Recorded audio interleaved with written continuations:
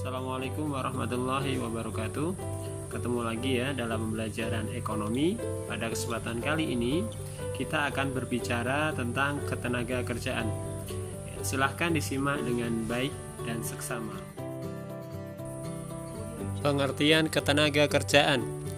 Ketenaga kerjaan adalah segala sesuatu yang berhubungan dengan tenaga kerja pada waktu sebelum, selama, dan setelah selesai masa hubungan kerja, baik pada pekerjaan yang menghasilkan barang maupun pekerjaan berupa.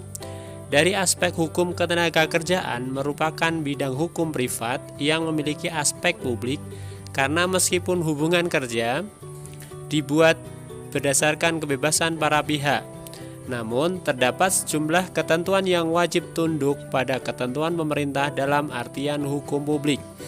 Lalu, apa saja yang berpotensi menjadi permasalahan dalam ketenaga kerjaan? Simak ulasan dalam artikel berikut. Peraturan dan Undang-Undang Ketenaga Kerjaan. Berdasarkan Undang-Undang Nomor 13 Tahun 2013 tentang ketenaga kerjaan, dijelaskan bahwa ketenaga kerjaan adalah segala sesuatu yang berkaitan dengan tenaga kerja, baik pada waktu sebelum, selama, dan sesudah masa kerja. Peraturan tersebut dilandasi dengan tujuan sebagai berikut. 1. Dasarkan dan mendayagunakan tenaga kerja secara optimal dan manusiawi. 2. Mewujudkan pemerataan kesempatan kerja dan penyediaan tenaga kerja yang sesuai dengan kebutuhan pembangunan nasional dan daerah. 3. Memberikan perlindungan kepada tenaga kerja dalam mewujudkan kesejahteraan. 4. Meningkatkan kesejahteraan tenaga kerja dan keluarganya. Selanjutnya, pengertian tenaga kerja. Dalam Undang-Undang Nomor 13 Tahun 2003 yang mengatur tentang perlindungan tenaga kerja, didefinisi tenaga kerja adalah setiap orang yang mampu melakukan pekerjaan guna menghasilkan barang atau jasa, baik untuk memenuhi kebutuhan sendiri maupun untuk masyarakat. Menurut Kamus Besar Bahasa Indonesia atau KBBI, tenaga kerja adalah orang yang bekerja atau mengerjakan sesuatu, pekerja, pegawai, atau sebagainya. Secara garis besar, penduduk suatu negara dibedakan menjadi dua kelompok, yaitu tenaga kerja dan bukan tenaga kerja. Dalam buku ekonomi tahun 2009 karya Dewi Kusuma Wardani, penduduk tergolong tenaga kerja jika penduduk telah berusia 15-64 tahun.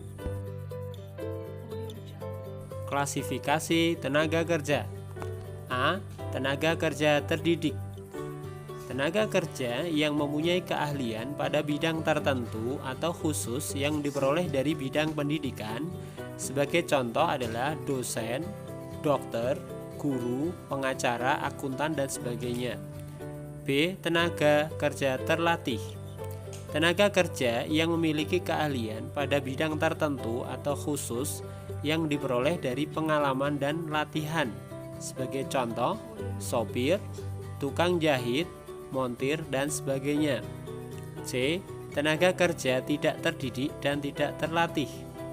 Tenaga kerja yang mengandalkan tenaga, tidak memerlukan pendidikan maupun pelatihan terlebih dahulu.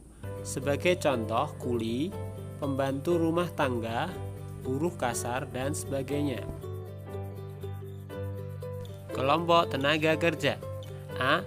Angkatan kerja. Angkatan kerja merupakan kelompok penduduk dalam usia kerja yang bekerja atau sedang mencari pekerjaan. Pada angkatan kerja dikenal juga sebagai kelompok usia produktif. B. Bukan angkatan kerja. Bukan angkatan kerja merupakan penduduk dalam usia kerja yang tidak bekerja, tidak mempunyai pekerjaan, dan sedang mencari pekerjaan.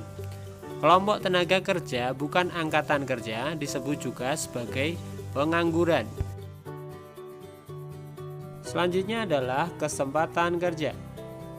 Definisi dari kesempatan kerja merupakan tersedianya lapangan kerja bagi angkatan kerja yang membutuhkan pekerjaan.